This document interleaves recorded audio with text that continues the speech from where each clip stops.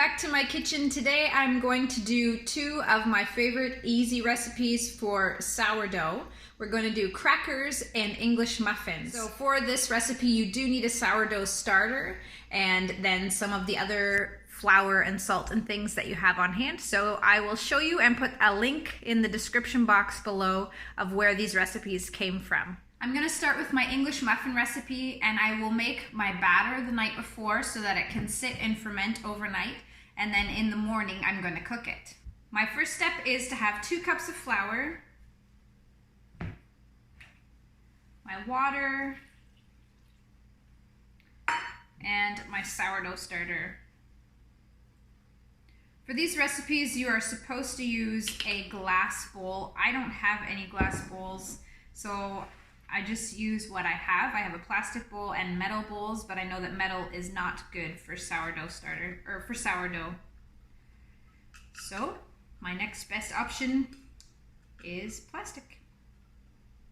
Just stir those together. I like to use a fork. And sometimes my hands once I get to that process. And that is actually all we need for step 1 of the English muffins. I'm gonna cover this with a towel and let it sit in my oven just with the light on, not turned on, but just with the light on for a little bit of heat. Our house runs fairly cool and it just needs to not be too cold. So it will just sit in my oven overnight with a towel on top. And then in the morning, I will add my other ingredients and bake it, and we will have English muffins for breakfast in the morning. Right on to my next recipe. I am going to make sourdough crackers. We have tried these twice already in the past week, and they just keep disappearing. Today I went for a walk, and when I came home, the crackers were gone. This is so easy that I do not even mind making more crackers, and we're not able to get to the store as much, and this is really actually pretty cheap, very easy, and so it's something that I don't mind doing at all. Just 1 cup of flour, 1 cup of my starter,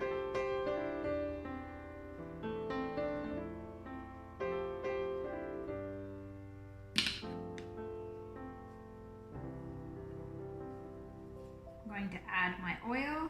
The recipe again calls for something else, but this is quarantine and I only have what I have, so I'm just gonna go with it. For the full recipe, just look in the description box below and you can see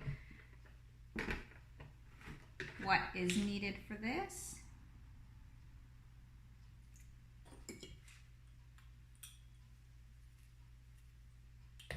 Mix these few ingredients up, and again it's going to sit overnight.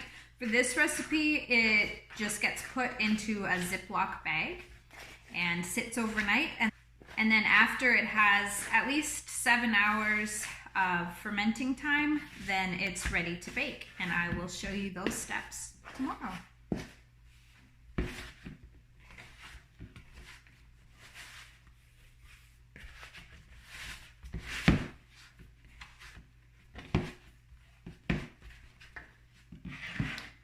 There's my little ball of cracker dough. It's gonna go into my bag.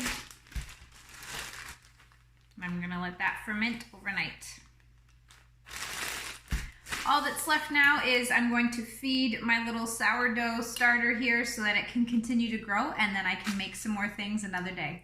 To feed my starter, I am just going to add my flour. I just keep my jar of flour on the counter where my sourdough sits, and then fill it as necessary so I don't have to get into my big bag of flour every day. I'm gonna give it quite a bit. I don't usually measure, but I'm gonna give it quite a bit just so that it can start to grow, because there's not too much in there right now. So I just added the flour, I'm gonna add the water, and then I use a chopstick to stir it up and clean it, and then it's ready to go. Just put a cloth on top and it will start to grow.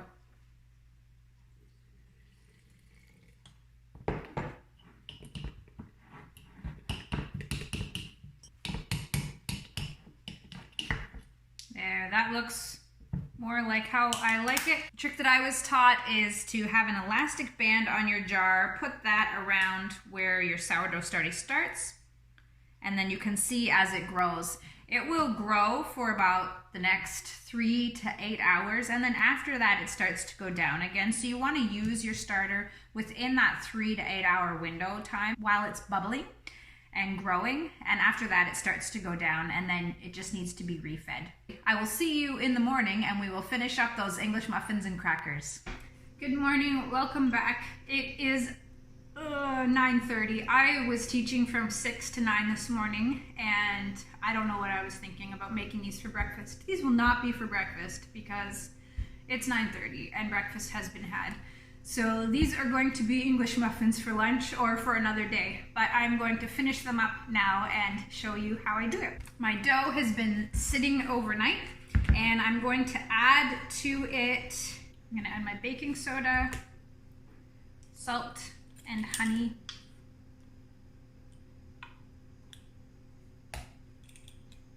And mix it up.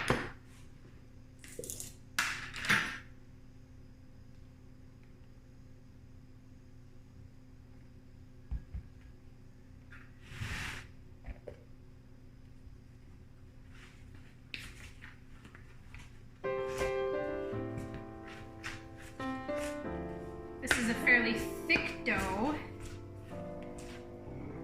and once it's mixed, I'm going to divide it into 12, and then I'll cook them on my pan. I do not know what I did to this recipe, but it is not working exactly how it's supposed to. I had to add quite a bit of flour to this, and it's supposed to be thick, but I added quite a bit of flour. So I'm just gonna divide it into 12 and bake it anyway and see what happens and hope for the best. I am sure there are people in my house that will eat it, even if it doesn't look or taste exactly how it is supposed to, and that's okay. I have my pan preheated, and I'm going to put 6 of my English muffins into the pan.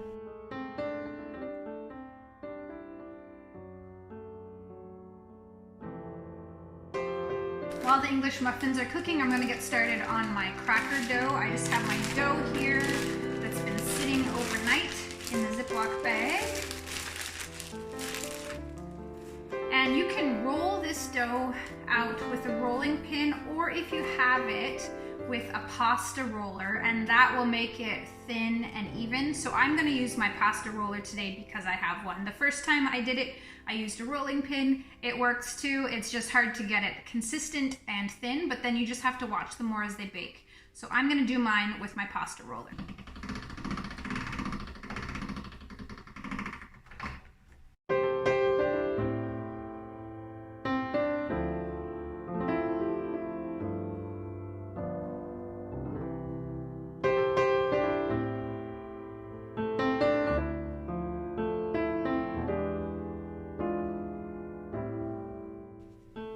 It's been 10 minutes on my English muffins. I'm gonna check the bottom. The goal is to just flip them once. I think these look ready. So I'm gonna flip them. If they're not quite done after the second 10 minutes, then we'll put them in a preheated oven for another 10 to 15 minutes just to make sure they're baked on the inside. But these have risen well and they are a golden brown. So I'm gonna flip them and then let them cook for another 10 minutes.